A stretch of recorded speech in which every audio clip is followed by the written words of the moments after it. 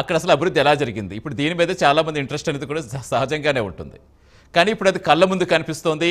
Deputy CM Pawan Kalyan గారి చొరవతో కాకినాడ పిఠాపురం కూడా సర్వతోముఖాభివృద్ధి చెందుతోంది. పిఠాపురంతో పాటు ఇటు కాకినాడలో కూడా అభివృద్ధి ఆనవాళ్లు ఎక్కువ కనిపిస్తున్నాయి. అంటే పవన్ కళ్యాణ్ గారి ఆదేశాలతో అక్కడ రోడ్లకు మహర్దశ పట్టింది. గత ప్రభుత్వంలో రోడ్లు ఎలా ఉండేవో, ఎంత అష్టకష్టాలు పడ్డారో, ఈయన అధికారం చేతికి వచ్చి రాగానే ఇప్పుడు 4 నెలల్లో పూర్తి స్థాయిలో సంక్రాంతికి కంప్లీట్గా అక్కడ గతుకుల రోడ్లు అనేవి కనిపించకూడదని చెప్పారు. తర్వాత ఏమన్నా ఏదైనా ప్యాచ్ వర్క్స్ ఉంటే అవి కూడా కంప్లీట్ చేయాలని ఆదేశాలు ఇవ్వడం, దానికి తగ్గ నిధులు కేటాయించడం చూస్తాం. సో ఇప్పుడు అక్కడ రోడ్లకు మహర్దశ పట్టింది. మొత్తంగా 13,20,00,000 ప్రభుత్వం విడుదల చేస్తుంది. ఆ తిప్పరాజుపాలెం కాజులూరు రోడ్డుకు 3,10,00,000 అంటున్నారు. రావికంపాడు అలాగే రమణక్కపేట రోడ్డుకు కూడా 2 కోట్లు మంజూరు చేస్తారు. మొత్తంగా 13,20,00,000 37 కిలోమీటర్ల మేర రోడ్డు నిర్మాణానికి నిధులు మంజూరయ్యాయి. మొన్నటి వరకు గతుకుల రోడ్లతో ప్రజలు అవస్థలు పడ్డారు. పవన్ కళ్యాణ్ గారి చొరవతో కాకినాడకు నాబార్డ్ RIDF నిధులు విడుదల చేస్తుంది. రోడ్లు అక్కడ బాగుపడడంతో ప్రజలంతా కూడా హర్షం వ్యక్తం చేస్తున్నారు. సో ఓవరాల్గా స్థానాన్ని మార్క్ కనిపిస్తోంది. సో ఈ అంశాలపై డిబేట్ కంటిన్యూ చేద్దాం. డిబేట్లో మనతో పాటు జాయిన్ అవుతున్నారు సుజాత గారు, జనసేన నాయకులు మనకు జూమ్లో అందుబాటులోకి వచ్చారు. నమస్తే సుజాత గారు. సుజాత గారు నమస్తే అండి. నా వాయిస్ వినిపిస్తోందా? Right, yes. బొట్ల రామారావు గారు, వైసీపీ అధికార ప్రతినిధి మనకి జూమ్లో అందుబాటులోకి వచ్చారు. నమస్తే రామారావు గారు. ఎస్, అలాగే పెద్దిరెడ్డి రవికిరణ్ గారు, బీజేపీ అధికార ప్రతినిధి మనకి జూమ్లో జాయిన్ అయ్యారు. ప్రస్తుతం ముప్ప అంకమరావు గారు, రాజకీయ విశ్లేషకులు స్టూడియోలో అందుబాటులోకి వచ్చారు. నమస్తే అంకమరావు గారు. ఎస్, అంటే మనం ఇప్పుడే చెప్పాం పిఠాపురం ఎమ్మెల్యే గారి తాలూకా అది ఎంత ఫేమస్ అయింది ప్రత్యేకించి ఇప్పుడు చెప్పక్కర్లేదు. అంటే జనరల్గా ఇప్పుడు అధికారం వచ్చే వరకు ఒకలా ఉంటారు, వచ్చాక ఒకలా ఉంటారు, సమస్యలు పట్టించుకోరు. ఇలాంటివి జనరల్గా ఎప్పుడూ వింటూనే ఉంటాం.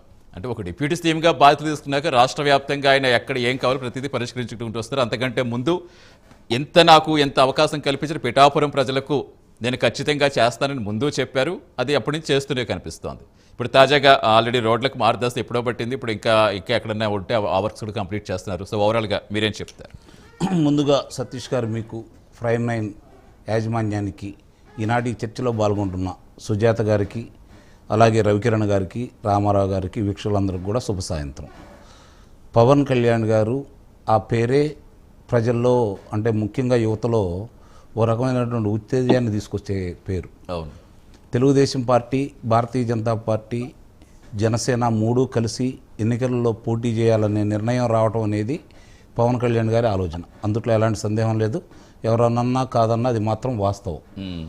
మరి ఆయన ఎన్నికల్లో నాకు తెలిసినంత వరకు భారత రాజకీయ చరిత్రలో ఒక పార్టీ 100కు 100% విజయం సాధించింది తొలిగా జనసేన పార్టీ అనేది ఇది అందరికీ తెలిసినటువంటి విషయం.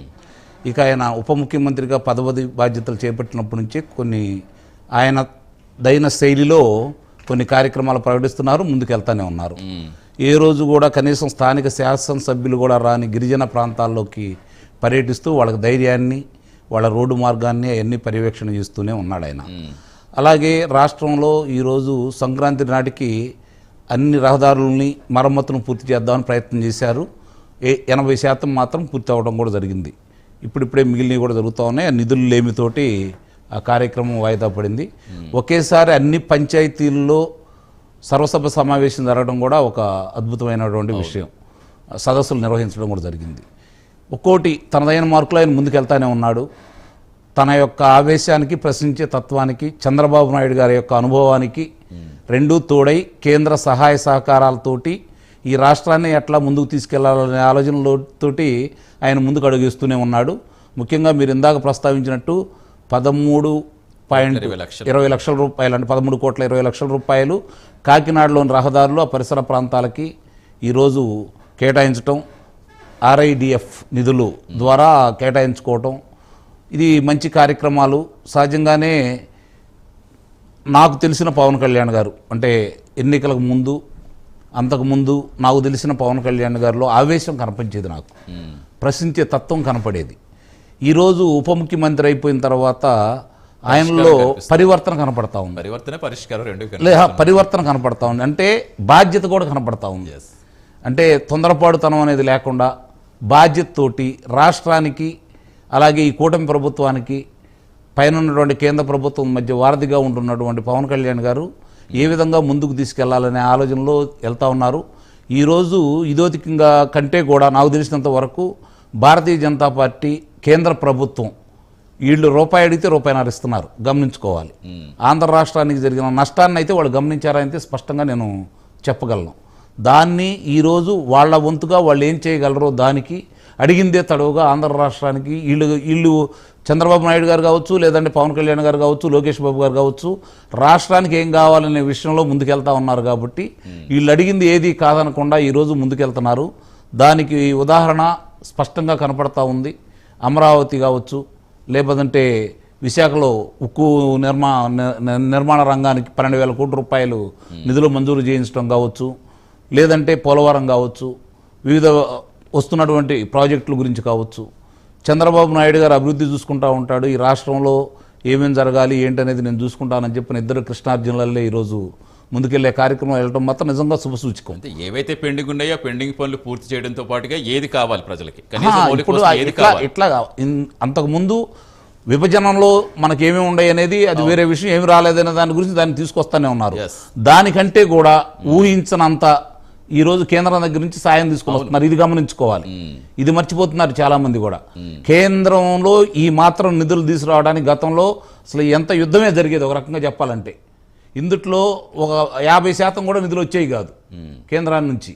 కానీ ఈరోజు ఈ కూటమి ప్రభుత్వంలో కీలకంగా ఉన్నటువంటి పవన్ కళ్యాణ్ గారు, చంద్రబాబు నాయుడు గారు, భారతీయ జనతా పార్టీ ముగ్గురు కలిసి ఈ రాష్ట్రంలో 5 సంవత్సరాలు జరిగిన విధ్వంసం కావచ్చు, నష్టం కావచ్చు, ఆగిపోయిన పురోగతి కావచ్చు, జరుగుతున్న పరిణామాలను నిశ్చితంగా గమనించిన పెద్దలు ఈరోజు ఆంధ్ర రాష్ట్రంలో మళ్ళీ ఆంధ్రప్రదేశ్ ముందంజలో ఉండటానికి, ఆర్థికంగా నిలదొక్కుకోవడానికి, పరిశ్రమల కోసం వీళ్ళు ఏదైతే తడుగా కేంద్రానికి విన్నవించుకుంటున్నారో వాళ్ళు అనుమతులు ఇచ్చుకుంటూ, మరి కేంద్రం నుంచి ఈరోజు ప్రధానమంత్రి గారు వచ్చిన సందర్భంలో చూసుకుంటే గతంలో 2,20,000 కోట్ల రూపాయల యొక్క పనుల గురించి ఆయన మొత్తం కలిపి ఆయన ఆ రోజు వచ్చిందని అన్ని చూసుకుంటా ఉంటే 3 లక్షల కోట్ల రూపాయలు కేంద్రం నుంచి నిధులు కూడా రావడం కూడా జరుగుతున్నాయి.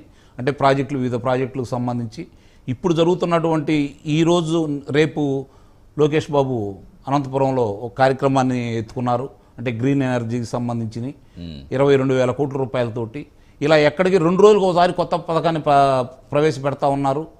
దానికి సంబంధించింది ఎన్నికల్లో వీళ్ళు ఇచ్చిన హామీలు కూడా ఒక్కొక్కటి ఆర్థిక పరిస్థితుల్ని వీళ్ళేం మొమ్మట పట్టలేదు.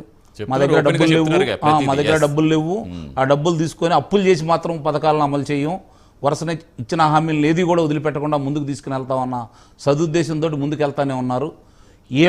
వీళ్ళకు సంబంధించినంత వరకు నాకు తెలిసినంత వరకు ఈరోజు వీళ్ళిద్దరూ ఒకటే మాట ఒకటే బాటగా ముందుకెళ్తానే ఉన్నారు. దానికి భారతీయ జనతా పార్టీ కూడా భుజం తట్టి ప్రోత్సహిస్తుందని చెప్పి ఆంధ్రప్రదేశ్ వరకు నేనైతే భావిస్తున్నాను. డెఫినెట్గా, ఎందుకంటే మీరు అన్నట్టుగా ఇప్పుడు కేంద్రం నిధులు ఇవ్వడం ఒక ఎత్తు అయితే, ఆ నిధులు ఖచ్చితంగా దేనికైతే విడుదల చేస్తుందో వాటికి వినియోగించడం అది కరెక్ట్. కానీ పక్కదారి పట్టడం, గతంలో ఏం జరిగింది, వాళ్ళు ఇచ్చిన నిధుల్ని పక్కదారి మళ్ళీ ఇచ్చారు. దానికి లెక్కలు కూడా లేవు. ఏం జరుగుతున్నాయి ఇప్పుడు అర్థం కాని పరిస్థితి. రమారమి 3 లక్షల కోట్ల రూపాయలకు లెక్కలు లేవు అని చెప్తా ఉన్నారు ఈ కూటమి ప్రభుత్వం. దాంతోపాటు అది కూడా బయటకు తీసుకురావాల్సిన ఆవశ్యకత అయితే ఉంది. 5 సంవత్సరాల్లో రాష్ట్రానికి నష్టం చేసింది ఎవరు, రాష్ట్ర సంపదను దోచుకుంది ఎవరు, ఖనిజ సంపదను దోచుకుంది ఎవరు, సహజ వనరులను దోచుకుంది ఎవరు, అవన్నీ కూడా ఒక్కొక్కళ్ళన్నీ బయటకు తీసుకుని వస్తూనే ఉన్నారు. దీన్ని కూడా దృష్టిలో పెట్టుకొని వాళ్ళందరికీ తగు విధంగా అంటే వాళ్ళు చేసినటువంటి ఆ యొక్క పనులన్నిటికీ కూడా సాక్ష్యాధారాలతో నిరూపించేసి ప్రజలు మీకు 164 స్థానాలు సంపూర్ణమైన మద్దతు ఇవ్వడం కూడా జరిగింది. గతంలో 151 స్థానాలు ఎవరికి రాని విధంగా ఆ పార్టీకి ఇవ్వడం కూడా జరిగింది. అట్లాంటిది ఆ పార్టీకి 11 స్థానాలకే పరిమితం చేశారు. అంటే ఆ పార్టీ చేసిన తప్పులు ప్రజలు గుర్తించారని అయితే నిస్సందేహంగా చెప్పుకోవచ్చు.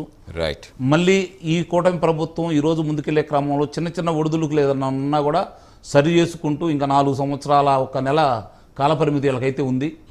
దాన్ని దృష్టిలో పెట్టుకొని చేసే మంచి పనులు, వీళ్ళు తీసుకొచ్చే అభివృద్ధి గురించి విషయాలన్నీ కూడా ప్రజలకు ఇంకా తెలియట్లేదు. ఏ పరిశ్రమలు వస్తున్నాయి, ఆ పరిశ్రమలో ఎంతమందికి ఉద్యోగ కల్పన జరగబోతా ఉంది, ఏమేం చేస్తున్నారని చెప్పని ఇంకా గ్రామ స్థాయిలో కూడా తీసుకెళ్లాల్సిన పరిస్థితి అయితే ఉంది. గ్రామ స్థాయిలో ఈరోజు సమన్వయంతో ముందుకెళ్తానే ఉన్నారు. నామినేటెడ్ పోస్టులు కూడా వరుస వేసుకుంటూ వస్తూ ఉన్నారు. చూడండి, గతంలో ఏదన్నా ఒక పార్టీ కలిసి ఇంకో పార్టీతో కలిసి ప్రభుత్వం ఏర్పాటు చేస్తే చిన్న చిన్న విభేదాలు వస్తూ ఉండేవి. మరి ఇప్పుడు చూసుకుంటా ఉండే ఇది 3వ పర్యాయం వాళ్ళు కమిటీలు ప్రకటించారు. ఎక్కడా ఎలాంటి గొడవలు లేకుండా చక్కగా వెళ్తా ఉంది.